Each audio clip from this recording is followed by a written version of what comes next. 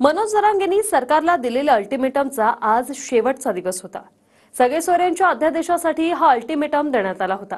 तर सरकारला सावध करतो, 100% 288 आमदार पाडणार असा इशारा जरांगेंनी दिलाय।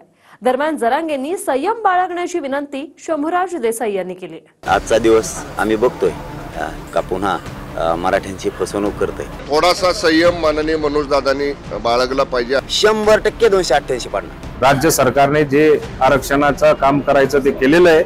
सगळे सोयऱ्याच्या बाबतीत आपण ड्राफ्ट नोटिफिकेशन काढलेलं आहे। सगळे सोयऱ्यांचा अध्यादेश हा बेकायदेशीर आहे। मनोज जरांगे पाटलांनी सरकारला दिलेला अल्टिमेटम आज संपतोय। राज्य सरकारने सगळे सोयऱ्यांच्या अंमलबजावणीसाठी 13 जुलैपर्यंतचा वेळ जरांगेंकडे मागितला होता।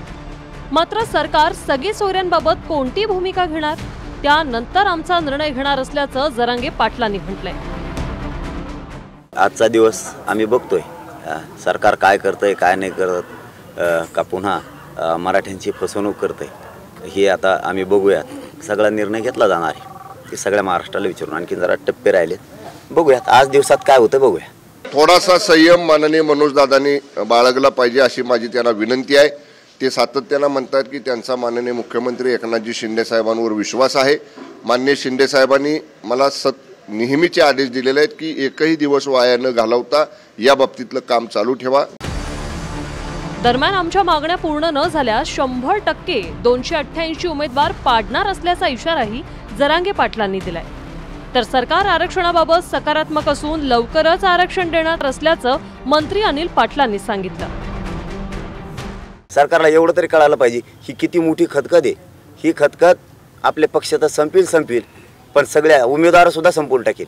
तुमच्या आयुष्यातला पश्चाताप तुमच्यावर येईल अशी वेळ तुम्ही आणू नका। मी सावध करतोय तुम्हाला, आम्हाला हक्काचं द्या। नाविलाजानं जर ढकललं तर तुमचे असतील स्वप्न, आपण आणून निवडून आपण याला फोडू त्याला फोडू, 100% 288 पाडणार। जरांगे पाटील साहेबांचा वैयक्तिक प्रश्न आहे, हा महाराष्ट्र आहे आणि महाराष्ट्रामध्ये सगळ्यांना स्वातंत्र्य आहे। राज्य सरकारने जे आरक्षणाचं काम करायचं ते केलेलं आहे आणि त्याच्यावरती पुढची जी पावलं उचलायची ती सुद्धा उचलली जातील। सगळे सोयऱ्यांची अंमलबजावणी करण्याची मागणी जरांगे पाटलांनी केली। मात्र सगळे सोयऱ्यांचा अध्यादेश हा बेकायदेशीर असल्याचं म्हणत लक्ष्मण हाकेंनी जरांगे पाटलांवर टीका करत सरकारलाही धारेवर धरलंय।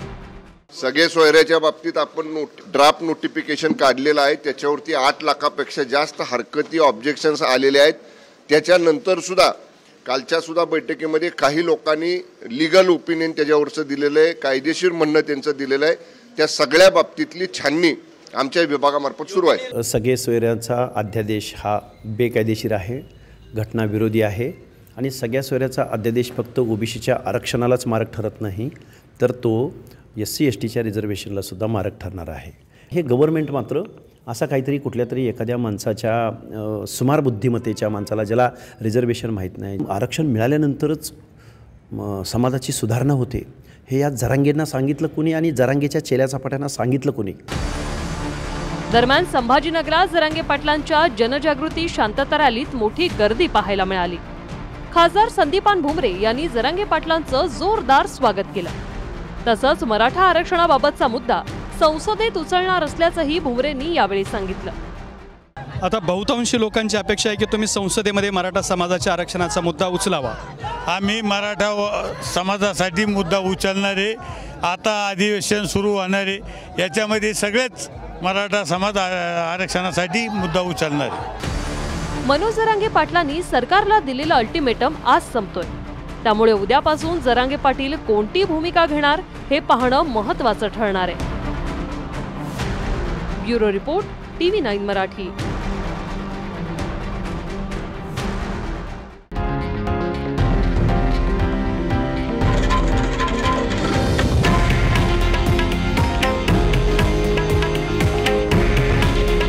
हे आहे देशातील नंबर 1 न्यूज नेटवर्क आणि आपण पाहत आहात TV9 मराठी। काळजी तुमची, हित महाराष्ट्राचं।